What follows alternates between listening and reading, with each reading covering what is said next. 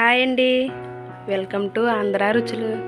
ఈరోజు నేను కొబ్బరికాయ దొండకాయ ఫ్రై చేసుకుంటున్నానండి. దీనికోసం ముందుగా స్టవ్ వెలిగించుకొని బాండీ పెట్టుకొని ఫస్ట్ మనం ఫ్రై చేసుకుంటున్నాం కాబట్టి ఈ ఫ్రైకి కొంచెం పౌడర్ అయితే చేసుకోవాలండి. ఇప్పుడు ఏంటంటే ఒక 2 స్పూన్లు పల్లీలు వేయించుకోవాలి. దొండకాయ కొబ్బరికాయ ఫ్రై చాలామంది ఇష్టపడరు, కానీ చిన్నపిల్లలు కూడా ఇష్టంగా తింటారండి. పల్లీలు దోరగా వేయించుకోవాలి. పల్లీలు దోరగా వేయించుకున్న తర్వాత దీంట్లోనే 1 స్పూను నువ్వులు కూడా వేసుకొని బాగా వేయించి పక్కన పెట్టుకోవాలి. ఇది పౌడర్ చేసుకోవాలండి. పౌడర్ చేసుకొని మనం దొండకాయ ఫ్రైలో వేసుకుంటే చాలా టేస్టీగా ఉంటుంది. ఒకసారి తప్పకుండా ట్రై చేసి చూడండి. నేను చూపిస్తున్నాను కదా, 1 చెంచా నువ్వులు, అలానే ఒక 2 చెంచాలు పల్లీలు వేసుకొని వేయించుకోవాలి. ఇలా వేయించుకున్న తర్వాత దీన్ని మెత్తగా పౌడర్ లాగా మిక్సీ పట్టుకోవాలండి. మిక్సీ పట్టుకొని పౌడర్ని పక్కన పెట్టుకోవాలి. మనం వేయించి పెట్టుకున్న పల్లీలు నువ్వుల్లోనే కొబ్బరి కూడా యాడ్ చేసుకొని పచ్చిమిర్చి కూడా యాడ్ చేసుకొని పౌడర్ చేసుకోవాలండి. నేను అది చూపిస్తాను. ఈలోపు మనం బాండీలోనే ఫ్రైకి సరిపడా ఆయిల్ పోసుకుందాము. దీంట్లోనే ఒక 5-6 రెమ్మలు వెల్లుల్లిపాయలు వేసుకోవాలి. చూస్తున్నారు కదా, ఈ విధంగా కొంచెం మినప్పప్పు, ఆవాలు, జీలకర్ర కూడా వేసుకొని పోపు అయితే వేయించుకుందాము.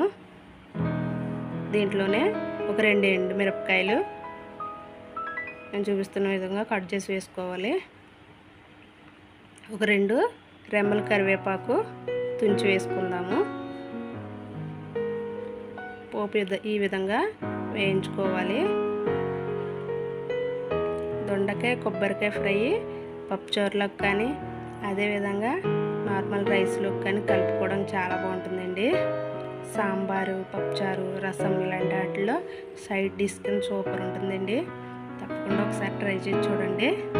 మీరు ఫస్ట్ టైం చూస్తున్నట్లయితే నా ఛానల్ని లైక్ చేయండి, షేర్ చేయండి, సబ్స్క్రైబ్ చేయండి. Please watch it my channel. ఈ విధంగా పోపు వేయించుకోవాలి.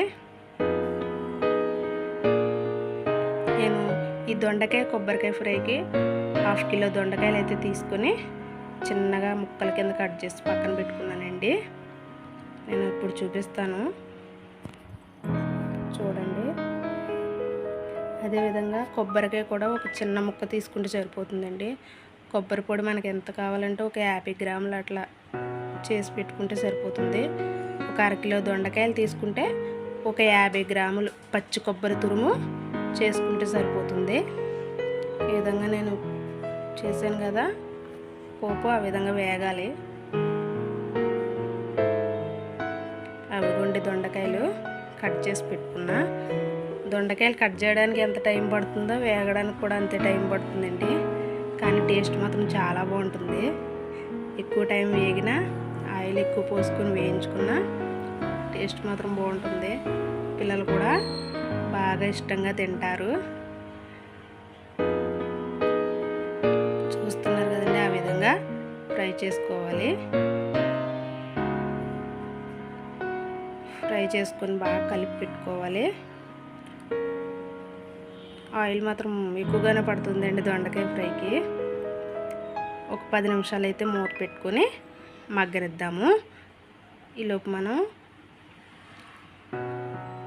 మనం నువ్వుల పొడి చేసుకుందామండి. అది నువ్వులు పల్లీలు పౌడర్ అయితే చేసుకుందాము. మళ్ళీ ఒకసారి మూత తీసి దొండకాయలు కలుపుతూ ఉందాం. బాగా కలపడం వల్ల దొండకాయ వేగుతుందండి. అదేవిధంగా మూత పెట్టి వదిలేస్తూ ఉంటే అస్తమాలు కలపకుండా ఉంటే ఒకటి వేగుతుంది, ఒకటి వేగదు. కనుక సమానంగా వేగాలంటే మాత్రం అస్తమాలు కలుపుతూ ఉండాలి, మూత పెడుతూ ఉండాలి. ఈ విధంగా కలుపుకుంటూ ఉంటే దొండకాయలు పర్ఫెక్ట్గా వేగుతాయి. మీడియం సైజులో స్టవ్ పెట్టుకొని దొండకాయలు వేయించుకోవాలండి.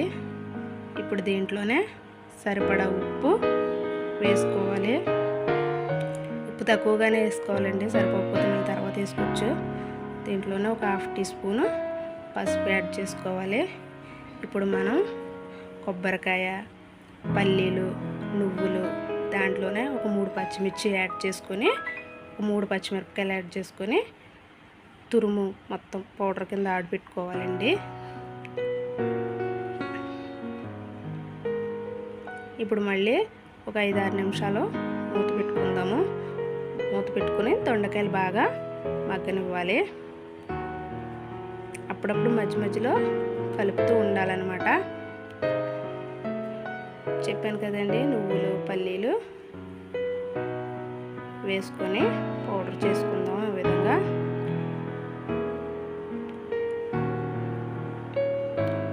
కొబ్బరి, పచ్చిమిర్చి కూడా వేసుకొని పేస్ట్ ఆడుకుందాము. ఒకసారి మూత తీసుకొని మళ్ళీ దొండకాయల్ని కలిపి పెట్టుకుందాము. దాదాపు ఒక 1 అవర్ అయితే దొండకాయ ఫ్రైకి టైం పడుతుందండి. కానీ బాగా వేగాలి, బాగా మగ్గాలి కనుక ఇప్పుడే దొండకాయ ఫ్రై రుచిగా టేస్ట్గా ఉంటుంది. చూస్తున్నారు కదా, ఈ విధంగా దొండకాయలు బాగా మగ్గనిద్దాము. నేను చూపిస్తున్నాను కదా, ఆ విధంగా మెదిపి చూడండి. ఒక 70% అయితే దొండకాయ బాగా మగ్గిపోయిందనమాట.